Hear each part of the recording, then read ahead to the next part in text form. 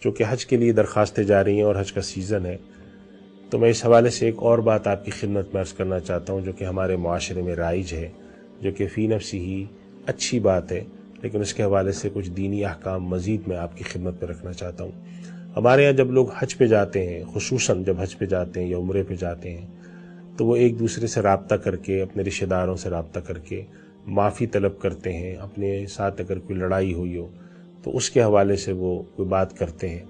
اور میسج بعض دفعہ بھیجتے ہیں کہ میں نے آپ کے بارے میں کوئی بات کہی تھی، کوئی خطا کی تھی، تو مجھے معاف کر دیں۔ یہ بات فی نفسی بہت اچھی بات ہے، اور اس کے بارے میں صرف دو باتیں میں عرض کر دوں کہ ایک تو یہ کہ اس کو رسم نہیں سمجھنا چاہیے۔ ہمارے دین کا کوئی ایسا مطالبہ نہیں ہے کہ ایک آدمی حج پہ جائے تو اس طرح کی معافی یا اس طرح کے پیغام بھیجے۔ یہ کوئی حج کے ساتھ خاص نہیں ہے، بلکہ اصول یہ ہے کہ انسان ہر وقت ایک دوسرے کے ساتھ اپنے معاملات کو صاف رکھے۔ کہیں پر اس کو شبہ ہو کہ میں نے کسی کے ساتھ ظلم کیا ہے، کسی کے ساتھ زیادتی کی ہے، کسی کے ساتھ ناانصافی کی ہے،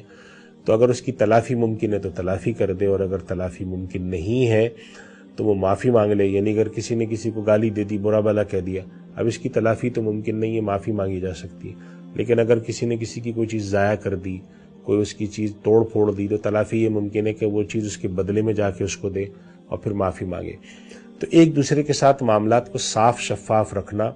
ایک دوسرے کے ساتھ ہوئی ہوئی زیادتیوں کے اوپر ایک دوسرے سے معافی طلب کرنا، یہ صرف حج کے ساتھ خاص نہیں ہے۔ حج کے وقت جاتے وقت جو لوگ کرتے ہیں یہ اچھی بات ہے، اور ان کے ذہن میں یہ ہوتا ہے، اور ہمارے یہاں خاص طور پہ بر صغیر ہند و پاک میں ہمارے بزرگوں نے ہمیں یہ بتایا، رواج اس لیے بھی تھا کہ آج سے کوئی 100 سال پہلے جب لوگ حج پہ جایا کرتے تھے تو پانی کے جہازوں پہ جاتے تھے، کوئی رابطہ ہوتا نہیں تھا۔ بعض دفعہ حج کرنے کے لیے جانے والے لوگ 2 مہینے 3 مہینے بعد، بعض دفعہ 6 مہینے بعد واپس آتے تھے۔ بعض دفعہ لوگ رمضان سے پہلے حج پہ نکلتے تھے، شعبان کے مہینے میں یا رمضان میں حج پہ چلے جاتے تھے، اور پھر حج کے بعد محرم کے بھی بعد واپسی ہوتی تھی، تو 4 5 مہینے جاتے تھے، اور کچھ پتہ نہیں ہوتا تھا کہ یہ آدمی واپس آئے گا یا نہیں آئے گا، کچھ معلوم نہیں ہوتا تھا۔ تو ایسے موقع پہ لوگ مناسب سمجھتے تھے کہ جب ہم جا رہے ہیں، خدا جانے ہماری زندگی ہے یا نہیں ہے، تو اپنے سارے اس طرح کے معاملات کو صاف کر کے جائیں۔ اسی سے تصور ہمارے یہاں آ گیا، لیکن ہمارے یہاں لوگوں نے یہ سمجھ لیا کہ شاید یہ حج کے ساتھ یا عمرے کے ساتھ خاص ہے۔ یہ ایک عمومی مطالبہ ہے دین کا کہ ایک دوسرے کے ساتھ اگر کوئی زیادتی کی ہے تو ایک دوسرے کو معاف کرتے رہا کرو، اور ایک دوسرے کے ساتھ درگزر کا معاملہ کیا کرو۔ اللہ تعالیٰ نے قرآن کریم میں اس بات کو جگہ جگہ ذکر کیا ہے، اور اس طرح کی بات فرمائی ہے، فمن عفا واصلح فاجرہ علی اللہ، اور اللہ کے نبی صلی اللہ علیہ وسلم کو بھی تلقین کی اللہ تعالیٰ نے کہ نبی، یہ جو لوگ آپ کے پاس ہیں، فاعف عنہم واستغفر لہم وشاورہم فی الامر، آپ ان سے درگزر کرتے رہا کیجئے۔ تو اللہ کے نبی صلی اللہ علیہ وسلم بھی صحابہ کرام سے درگزر کرتے تھے۔ ہمیں اپنی زندگی میں اس بات کی عادت ڈالنی چاہیے کہ اگر ایک دوسرے کے ساتھ کوئی زیادتی ہو جائے تو اس کے لیے ہم درگزر سے کام لیں، معافی تلافی رکھیں، اور کرتے رہا کریں مواقع پر۔ لوگ رمضان میں بھی اس طرح کی معافی تلافی کرتے ہیں، جو کہ اچھی بات ہے۔ ایک تو اس کو عمومی رواج دینا چاہیے، اور اگر کہیں پر کوئی غلطی ہوئی ہے تو اس کی تلافی کرنی چاہیے۔ دوسری بات جو میں کرنا چاہتا ہوں اس حوالے سے کہ لوگ جب جاتے ہیں اور اس قسم کی بات کرتے ہیں تو بعض دفعہ دوسرے لوگوں کا رد عمل اس پر جو ہے وہ نامناسب ہوتا ہے۔ وہ کہتے ہیں کہ اب ان کو خیال ہے معافی مانگنے کا، ہم تو معاف نہیں کریں گے۔ یا اسی طریقے سے بسا اوقات لوگوں کے ذہن میں ہوتا ہے کہ یہ جو معافی تلافی میں کر رہا ہوں یہ بس ایک پیغام میں دے رہا ہوں، لیکن اگر میں نے کسی کے ساتھ کوئی ظلم کر رکھا ہے تو اس کی تلافی میں نہیں کروں گا۔ یعنی فرض کریں کہ ایک شخص ہے، اس نے کسی کے ساتھ کوئی زیادتی کی ہے، ان کی کوئی زمین کے اوپر قبضہ کر رکھا ہے، کوئی ان کے پیسے کی ادائیگی باقی ہے، قرضہ لے رکھا ہے، واپس نہیں کرتے، وہ جانے سے پہلے ایک میسج کر کے چلے جاتے ہیں، یا ایک پیغام دے کے چلے جاتے ہیں کہ بھئی معاف کر دو، تو یہ طریقہ ٹھیک نہیں ہے۔ ہمارے دین میں تصور ہے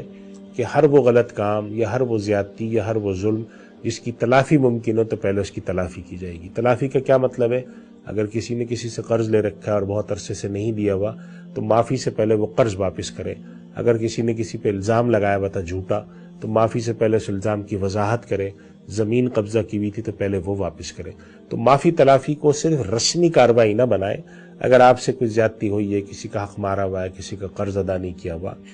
تو اس قرضے کو ادا کریں، اس کے بعد معافی تلافی کریں۔ اور اگر کوئی آپ سے معافی مانگتا ہے یا آپ کے پاس وہ بھلے یہ پیغام رسماً بھی بھیجتا ہے تو جواب میں اللہ سبحانہ و تعالیٰ کی جو تلقین ہے فمن عفا واصلح فاجرہ علی اللہ، تو آپ ایک اجر کا موقع ضائع نہ کریں، آپ اس میں لکھ دیں۔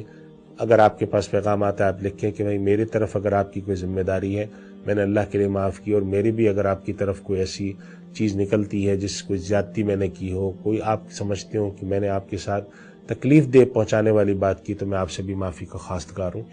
اس طریقے کا رواج ڈالنے سے دلوں میں محبت پیدا ہوتی ہے، دلوں میں نرمی آتی ہے،